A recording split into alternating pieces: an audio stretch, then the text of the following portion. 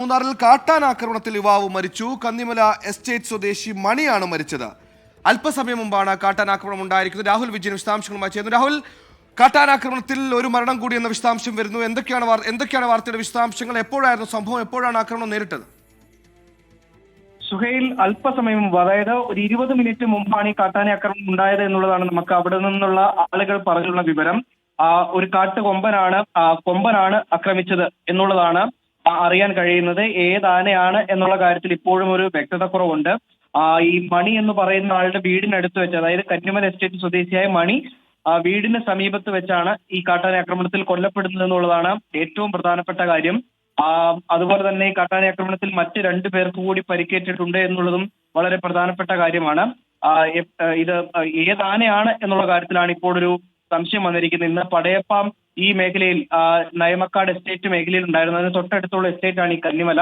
ഈ മേഖലയിലേക്ക് പടയപ്പ ഉൾപ്പെടെയുള്ള ആനകളും നീങ്ങിയിട്ടുണ്ടായിരുന്നു. അതുകൊണ്ട് ഏതാനയാണ് ഈ ആക്രമണം നടത്തിയിരിക്കുന്നത്, അല്ലെങ്കിൽ ഏതാനയുടെ ആക്രമണത്തിലാണ് യുവാവ് മരിച്ചത് എന്നുള്ള കാര്യത്തിൽ ഇപ്പോഴും ഒരു വ്യക്തത കുറവുണ്ട്. മാത്രമല്ല, അല്പസമയം മാത്രമേ ആയിട്ടുള്ളൂ ഈ സംഭവം നടന്നിട്ടും. അതുകൊണ്ട് തന്നെ മറ്റു കാര്യങ്ങൾ കൂടുതൽ വ്യക്തമാകേണ്ടതുണ്ട്. എന്തായാലും ഈ പരിക്ക് പറ്റിയവരെ ആശുപത്രിയിലേക്ക് മാറ്റിയിട്ടുമുണ്ട്. ഈ മണിയുടെ മൃതദേഹവും ആശുപത്രിയിലേക്ക് ഇപ്പോൾ മാറ്റിയിട്ടുണ്ട്. എന്തായാലും ഈ മേഖലയിലുള്ളവർക്ക് വലിയ തരത്തിലുള്ള ആശങ്കയുണ്ട്. ഈ കാട്ടാന ആക്രമണത്തിൽ ഒരാൾ കൊല്ലപ്പെട്ടിരിക്കുന്നു. മാത്രമല്ല, പ്രദേശത്ത് ഇപ്പോഴും കാട്ടാനയുടെ സാന്നിധ്യമുണ്ട്.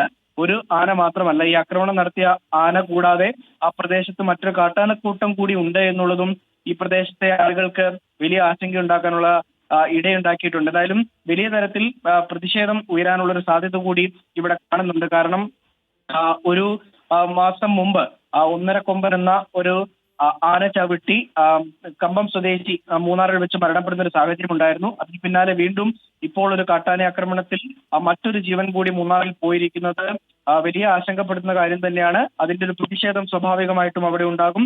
അല്പസമയം മുമ്പാണ് ഇത്തരത്തിൽ കന്നിമല എസ്റ്റേറ്റിൽ കാട്ടാന ആക്രമണത്തിൽ യുവാവ് മരിക്കുന്ന സാഹചര്യം കൂടി ഉണ്ടായത്. രാഹുൽ, പതിവിലും വ്യത്യസ്തമായ നമ്മൾ ഏറെയും വന്യമൃഗങ്ങളുടെ ആക്രമണങ്ങൾ കൂടുതലായി റിപ്പോർട്ട് ചെയ്യുന്നൊരു പശ്ചാത്തലം കൂടിയുണ്ട്. വയനാട്ടിൽ 17 ദിവസത്തെ ഇടവേളയിൽ 2 പേർ കൊല്ലപ്പെട്ട വാർത്ത നമ്മൾ കണ്ടതാണ്. ഇടുക്കിയെ സംബന്ധിച്ചിടത്തോളം സമാനമായ രീതിയിൽ കാട്ടാനയുടെ ഈ ഭീതി അതങ്ങനെ തന്നെ തുടരുകയല്ലേ? ഈ പരിക്കേറ്റയുടെ ആരോഗ്യസ്ഥിതിയെക്കുറിച്ച് എന്തെങ്കിലും വിവരമുണ്ടോ?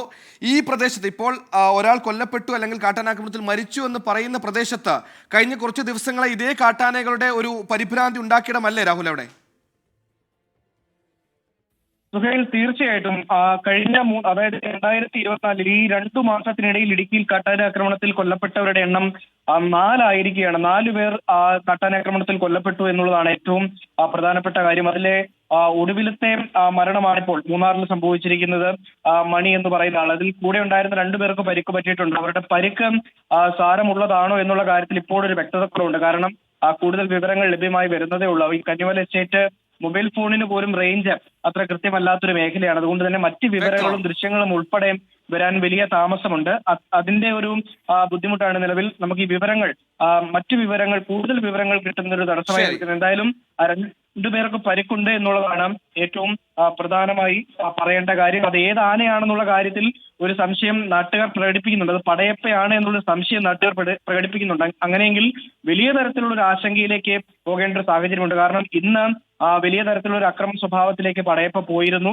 രാവിലെ ലോറി തടഞ്ഞു നിർത്തി ഗതാഗത തടസ്സം സൃഷ്ടിച്ചു. വൈകിട്ട് ഒരു കാറും ഒരു ബൈക്കും മൂന്നാർ മറയൂർ സംസ്ഥാന പാതയിൽ പടയപ്പ ആക്രമിച്ചിരുന്നു. അതിന് പിന്നാലെ ഈ കന്നിമല എസ്റ്റേറ്റ് മേഖലയിലേക്ക് ആന കയറിപ്പോയിരുന്നു. പടയപ്പയാണോ എന്നുള്ളൊരു സംശയം സ്വാഭാവികമായിട്ടും നാട്ടുകാർ പ്രകടിപ്പിക്കുന്നുണ്ട്. അതിലൊരു വ്യക്തത ഇതുവരെ വന്നിട്ടില്ല. അങ്ങനെയെങ്കിൽ പടയപ്പയാണ് എങ്കിൽ അത് ഗുരുതരമായിട്ടുള്ളൊരു പ്രശ്നത്തിലേക്ക് മാറും. അത് പടയപ്പ അങ്ങനെ ആളുകളെ കൊല്ലുന്നൊരു നിലയിലേക്ക് മാറിയാൽ അത് വലിയ പ്രശ്നം തന്നെയായിരിക്കും. ശരി, വരുന്ന ബുള്ളറ്റിനുകളടക്കം രാഹുൽ വിജയൻ വിവരങ്ങൾ അപ്ഡേറ്റ് ചെയ്യുക.